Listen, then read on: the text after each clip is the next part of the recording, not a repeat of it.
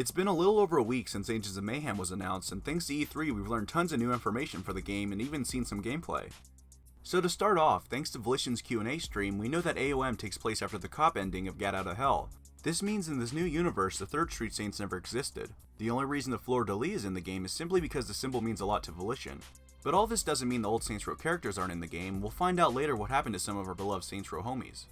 I have some theories, but I'll save that for the end. And yes, Brimstone from the cop ending is the same person from the end of the AOM cinematic trailer. Honestly, I thought the name was merely a coincidence since Volition outsourced the work to Get Out of Hell to High Voltage. That's why I didn't mention it in my trailer analysis.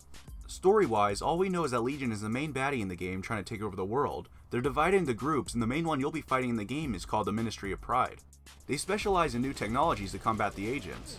It's also rumored that there's a total of 7 Legion groups, sort of like a 7 Deadly Sins type deal. While Legion may be attacking the whole world, the game only takes place in the city of Seoul. We might visit other locations in the campaign possibly as shown in these pieces of concept art, but otherwise it all takes place in the city. Now let's talk about the recently revealed gameplay. We already knew you'd be able to switch back and forth between 3 agents, but I'm a little disappointed that once you do switch, the previous agent disappears.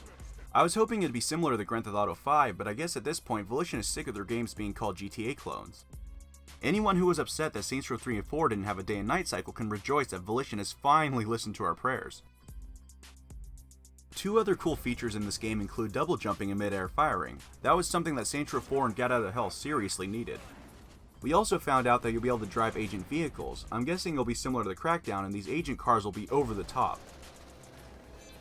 It was also confirmed that you can drive pedestrian vehicles, but sadly aircrafts won't be in the game because it would conflict with the gameplay. Also, if you didn't know already, this game is only single player. Now, I know, it might come as a shock, especially since Volition's previous games have all had co-op, but hopefully this means they spent more time and effort making polished and well-designed gameplay. All the agents have 3 special abilities and 1 Mayhem ability, my favorite of which is Hollywood's Michael Bay everything must go boom ability. This is a good time to also mention that a new agent was revealed named Rama. She's equipped with a bow and orange hoodie and yeah. There's going to be a currency which is used to buy gadgets from a woman named Gremlin at the agency base. Her only gadget so far confirmed is the ped bomb. When it's used, it explodes any nearby pedestrians. The city of Seoul is explained to have many unique districts similar to Saints Row 2 Stillwater. I can't even begin to explain how happy that makes me feel. The buildings of the city aren't the biggest, but that's only because you'll be doing a lot of climbing. There's also going to be a lot of underground Legion bases you'll have to destroy. It's not clear if these caverns will be similar to the Saints Row 2s or more of something like Crackdown 2s. Well, there you have it. I hear there's a lot of cool things on the way, so anything small I left out here I might talk about later. Oh yeah, you want to know about my Saints Row characters theory? Well, here it is in a nutshell.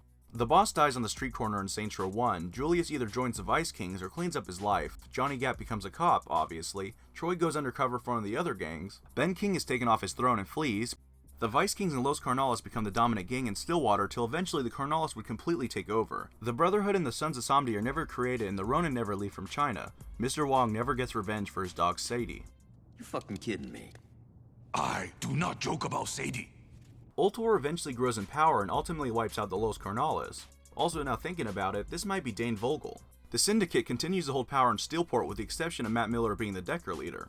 Oleg is still being experimented on, Zemos is still a pony slave at Safeword, Angel never gets his revenge against Killbane, Stag is never called into effect, and Donnie falls in love with Joseph Price. That would take us up to date with Brimstone somehow becoming the agent's leader, but for all I know, none of this is right. Like I said, it's just a theory. Well, I hope you guys found this video informative and explained anything you might not have been sure on. If you have any questions, feel free to leave a comment below. Anyways, thanks for watching and I'll catch you guys next time.